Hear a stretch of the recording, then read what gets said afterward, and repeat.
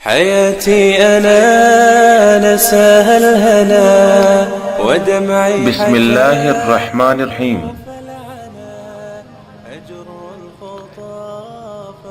حضرت ابی ہریرہ رضی اللہ تعالیٰ عنہ سے روایت ہے کہ ایک شخص نے رسول اکرم صلی اللہ علیہ وسلم سے اپنے اونٹ کا قرض لیا تھا، سختی سے مطالبہ کیا، صحابہ نے اس کو ڈانٹ لگانے کے قصد کیا تو حضور صلی اللہ علیہ وسلم نے فرمایا کہ اس کو چھوڑ دو، اس لیے کہ صاحب حق کو کہنے کی گنجائش ہے، اونٹ خرید کر کے اسے دے دو۔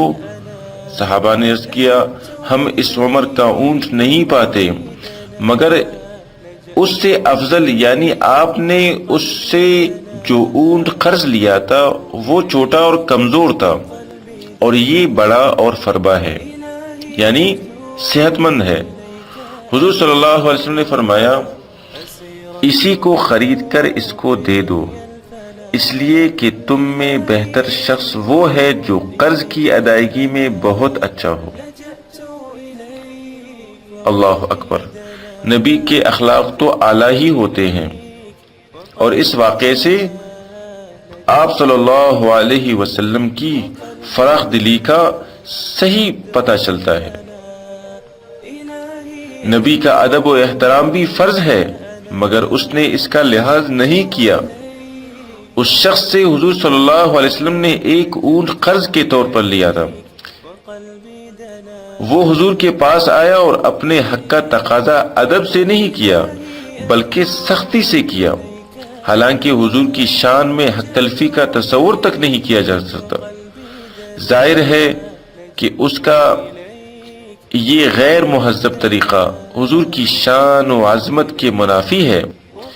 امام نووی رحمۃ اللہ علیہ نے فرمایا کہ شاید وہ شخص پھودمین سے یا ان کے غیر میں سے کوئی کافر ہوگا، اور بعضوں نے کہا ہے کہ شاید کوئی گوار ہوگا یا ایسا شخص ہوگا جس کے دل میں ایمان پختہ نہیں ہوا۔ اس کی ناشائستہ گفتار سن کر جانثار صحابہ اس کو ڈانٹ ڈپٹ لگانے اور مارنے کے لیے کمر بستہ ہو گئے، مگر حضور صلی اللہ علیہ وسلم نے اس کے رد عمل سے صحابہ کو روکتے ہوئے فرمایا کہ درگزر کرو اس کو، کیونکہ صاحب دین کو بولنے کا حق ہے۔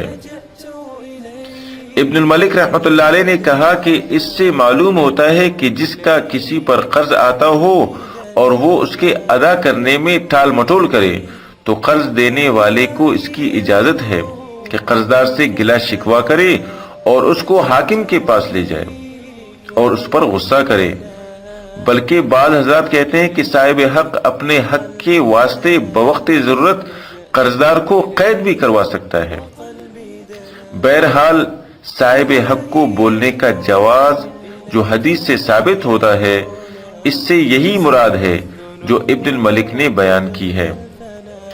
اس حدیث سے یہ مسئلہ اور بھی سنیے کہ جو شخص قرض ادا کرے وہ اپنی طرف سے اور کچھ زیادہ دے، جبکہ پہلے سے شرط نہ لگائی ہو تو یہ درست ہے، سود میں داخل نہیں ہوگا۔ اگر پہلے سے شرط لگائی ہو تو یہ سود ہے۔ اللہ پاک ہم سب کی حفاظت فرمائے سود سے اور ناجائز طریقے سے تجارت کرنے میں اور قرضہ دینے اور لینے میں۔ اللہ پاک ہمیں صحیح ان باتوں پر عمل کرنے کی توفیق عطا فرمائے۔ والسلام علیکم ورحمۃ اللہ وبرکاتہ۔ إلهي أتوب إليك أنا لجأت إليك وقلبي دنا، لجأت إليك وقلبي دنا، لجأت إليك وقلبي دنا۔